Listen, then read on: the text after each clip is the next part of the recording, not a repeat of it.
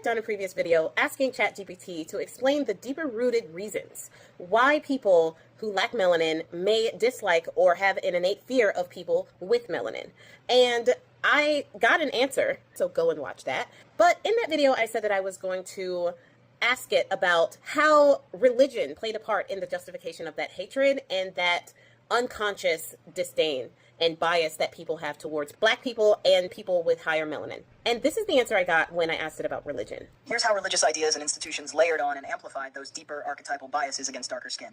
Nub Harper 1. Scriptural justifications. The curse of Ham. Genesis narrative. In Genesis 9, Noah cursed Ham's son Canaan. Medieval and early modern interpreters in both Christian Europe and the Islamic world came to read this as a divine sanction of African servitude. Theological shoehorning.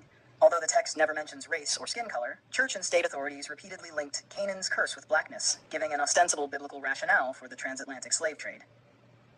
Other biblical analogies. Children of light versus children of darkness.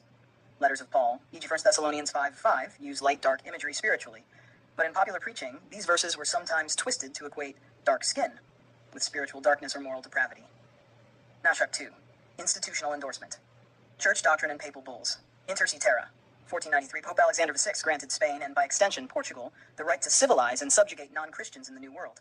Though not explicitly about race, this paved the way for framing Africans as pagan heathens fit only for servitude. Missionary complicity. Many missionaries baptized enslaved Africans, but preached that their salvation depended on subordination, reinforcing a spiritual hierarchy that paralleled the racial one. Clerical voices. Pro-slavery theologians in the 17th and 19th centuries, writers like John C. Calhoun's Circle in the U.S. and some British Anglican clergy argued from Scripture that slavery was God-ordained, and that Black people were created for it. Religious rituals and rites of passage. Baptismal segregation. In many colonial settings, Black congregants were forced into separate slave galleries. Their bodies were ritually cleansed, but their social bodies remained unclean. Communion exclusion. In some parishes, enslaved or free Black worshippers could hear the sermon, but were denied full participation in the Eucharist, reinforcing a corporeal stigma. Number 4. Islam, Judaism, and other traditions. While much of the focus is on Christianity, other faiths also carried, and sometimes resisted, racialized doctrines. Islamic jurists in North Africa and the Middle East often debated whether enslaving non-Muslims, including sub-Saharan Africans, was permissible. Over time, many jurists sanctioned it, grounding that sanction in legalistic readings of Quranic verses and prophetic traditions. Jewish communities under European rule sometimes mirrored the local status quo, restricting Jews' civil rights, but also adopting the prevailing Christian racial schemas, though Jewish law itself has no concept of race. Afro 5. Mythic and mystical reinforcement. Light is divine, dark is demonic. Early church fathers, writers such as Augustine and Jerome, occasionally used darkness as shorthand for pagan ignorance, unintentionally mapping spiritual darkness onto any non-Christian people they encountered. Mystical orders. Some medieval esoteric texts spoke of black adepts or shadow mysteries in negative tones, conflating spiritual depth with diabolical dealings, an association later projected onto darker-skinned peoples. In some, religion did not invent the primal fear of darkness, but it gave that fear authority and ritual form. By tying skin color to curses, crafting liturgies that segregated and stigmatized, and embedding light-dark dualisms into doctrine and myth, faith institutions cemented the moral hierarchy that equated darkness with sin, servitude, and spiritual deficiency. Yet because these are interpretations, not divinely mandated truths, they can be reinterpreted. The same sacred texts and rituals can, and increasingly do, become tools for healing, celebrating melanin's gifts, and redeeming darkness as a source of strength, mystery, and divine creativity. One thing that I find interesting about both answers is the use of interpretation. People interpret darkness as something negative, as something bad, as something to stay away from or to be fearful of or cautious around, whereas they associate light with safety, with truth and nobility and purity.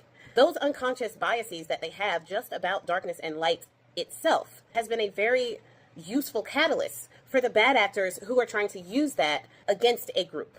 And you know these people are bad actors because they don't actually offer any alternative education.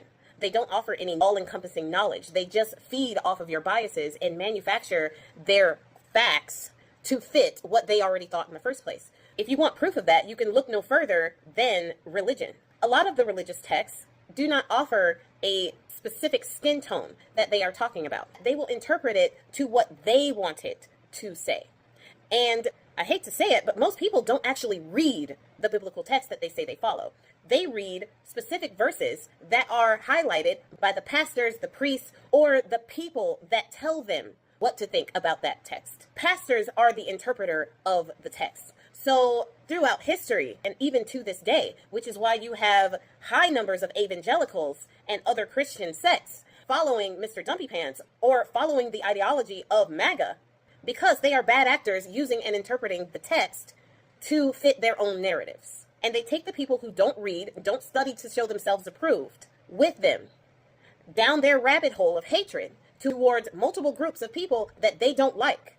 And this is not just done with people of melanin, it's done with the LGBT community, immigrants, the poor, the hungry, the needy. Out of one side, they say Jesus would have taken care of these people. But in the other side, they somehow use the text to justify their hatred for the same people their Jesus would have helped. So this is a very interesting find.